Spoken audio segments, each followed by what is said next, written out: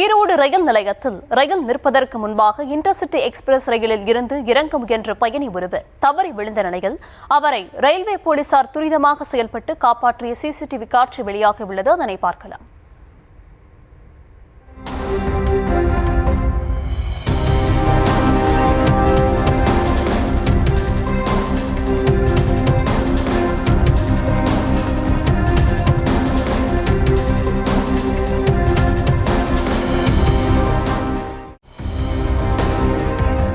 இது குறித்தான விவரங்களை தர இருக்கிறார் செய்தியாளர் ரஞ்சித். வணக்கம் ரஞ்சித், விவரங்கள் வழங்கலாம்.